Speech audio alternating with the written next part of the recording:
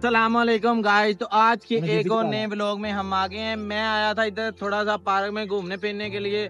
ਇੱਥੇ ਮੈਨੂੰ ਮਿਲ ਗਏ ਨੇ ਬਚਪਨ ਦੇ ਦੋ ਦੋਸਤ ਕੁੰਭਕਰਨ ਦੇ ਮੇਲੇ ਜਿਹੜੇ ਵਿਛੜ ਨਹੀਂ ਜਾਂਦੇ ਸੀ ਉਹ ਵਾਲੇ ਬੇਲੀ। ਆ ਹੈਗਾ ਜੀ ਸਲਮਾਨ ਭਾਈ।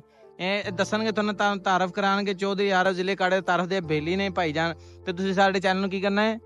ਸਬਸਕ੍ਰਾਈਬ ਕਰਨਾ। ਇਹ ਡਾਕਟਰ ਸਾਹਿਬ ਨੇ, ਇਨਸਾਨਾਂ ਦੇ ਡਾਕਟਰ ਨੇ, ਹਰ ਕਿਸਮ ਦੀਆਂ ਦਵਾਈਆਂ ਨਾਲ ਮਿਲਦੀਆਂ ਨੇ ਤੇ ਬਿਲਕੁਲ ਹੀ ਮਕੂਰ ਰੇਟ ਤੇ ਫੀਸ ਬਿਲਿਲਾ ਵੀ ਦਵਾਈਆਂ ਦੇ ਦਿੰਦੇ ਨੇ। ਬੜੇ ਅੱਛੇ ਆਦਮੀ ਨੇ ਇਹ ਸਾਡੇ ਸਜਾਵਲ ਭਾਈ ਨੇ ਮਾਸ਼ਾਅੱਲਾ। ਇੱਕ ਕੱਪੜੇ ਦੀ ਬ੍ਰਾਂਡ ਦਾ ਕੰਮ ਕਰਦੇ ਨੇ। ਇਹ ਇੰਜ ਕੱਪੜਾ 100 ਫੁੱਟ ਦੂਰੋਂ ਵੇਖ ਕੇ ਦੱਸ ਦਿੰਦੇ ਕਿ ਇਹ ਬ੍ਰਾਂਡ ਦਾ ਕੱਪੜਾ ਹੈ, ਇਹ ਗੱਲ ਹੈ ਤੇ ਇਹ ਬਾਤ ਹੈ।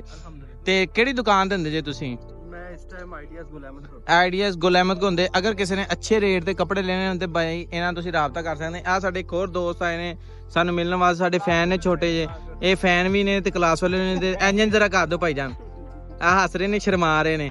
ਆ ਸਾਡੇ ਡਾਕਟਰ ਸਾਹਿਬ ਨੇ, ਤੁਹਾਨੂੰ ਪਹਿਲੇ ਵੀਡੀਓਜ਼ ਦੇਖਿਆ ਨਾ। ਹੁਣ ਬਸ ਅਸੀਂ ਇੱਥੇ ਫਿਰਨਾ ਤੁਰਨਾ, ਐਵੇਂ ਟਾਈਮ ਜ਼ਾਇਆ ਕਰਨਾ। ਤੇ ਆਇਓ ਤੁਹਾਡਾ ਵੀ ਟਾਈਮ ਜ਼ਾਇਆ ਕਰਦੇ ਤੇ ਵੀਡੀਓ ਚੱਕੇ ਵੱਧਦੇ ਆ। ਆਇਓ ਹੁਣ ਆਪਾਂ ਚੱਲੀਏ ਅੱਗੇ।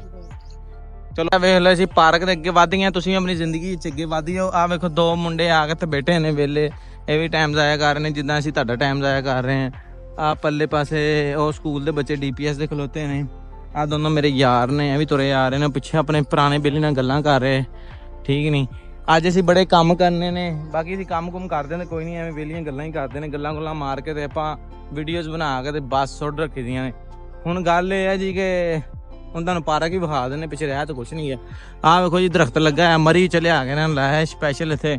ਠੀਕ ਨਹੀਂ, ਤੇ ਆਹ ਫੁੱਲਾਂ ਦੇ ਬੂਟੇ ਛੂਟੇ ਲੱਗੇ ਨੇ ਥੋੜੇ ਨੇ।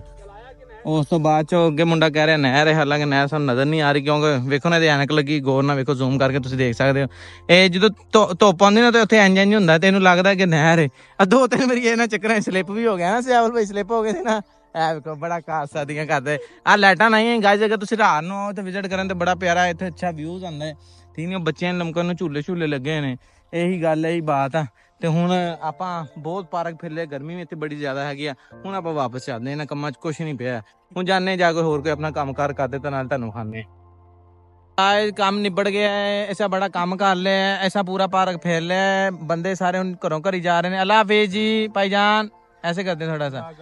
अच्छा जी, इस भाई के साथ हम बैठ के जा रहे हैं। ये हमें छोड़ के जा रहा है। ये भाई ने 3 चक जाना है।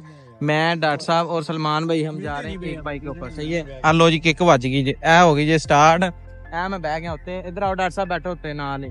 डॉक्टर साहब भी बह गए आगे हो गए। बैठो बैठो बैठो बैठो ना, बैठो ना, तंग ना करो। डॉक्टर साहब बह गए ने। ਹੁਣ ਅਸੀਂ ਜਾ ਰਹੇ ਹਾਂ ਗਾਇਸ ਘਰੋਂ ਘਰ। ਠੀਕ ਨਹੀਂ, ਆ ਮੋਟਰਸਾਈਕਲਾਂ ਨਿਕਲ ਪਈਆਂ ਨੇ ਸਾਡੀਆਂ। ਗਲਤ ਗੱਲ ਆ, ਪਾਰਕ ਦੇ ਮੋਟਰਸਾਈਕਲ ਲਿਆਣੇ ਨਹੀਂ ਚਾਹੀਦੀ, ਪਰ ਸਾਡੀ ਮਜਬੂਰੀ ਸੀਗੀ। ਇਹ ਤੁਹਾਨੂੰ ਯਾਨੀ ਕਿ ਬਾਹਰ ਦੇ ਸਟੈਂਡ ਨਹੀਂ ਸੀਗਾ ਮੋਟਰਸਾਈਕਲ ਚੱਕੇ ਜਾਵੇ ਤੇ ਅਸੀਂ ਤਦੇ ਅੰਦਰ ਆਏ ਸੀ। ਲੇਕਿਨ ਗਾਇਸ ਤੁਸੀਂ ਕੋਸ਼ਿਸ਼ ਕਰਨੀ ਪਾਰਕ ਤੋਂ ਬਾਹਰ ਇੱਕ ਮੋਟਰਸਾਈਕਲ ਖਲਾਰਨੀ ਹੈ ਕਿਉਂਕਿ ਆਪਾਂ ਕਾਨੂੰਨ ਦੀ ਖਿਲਾਫ ਵਰਜੀ ਨਹੀਂ ਕਰਨੀ। ਠੀਕ ਹੈ ਗਾਇਸ, ਇਹ ਹੁਣ ਜਾ ਰਹੇ ਹਾਂ ਅਸੀਂ।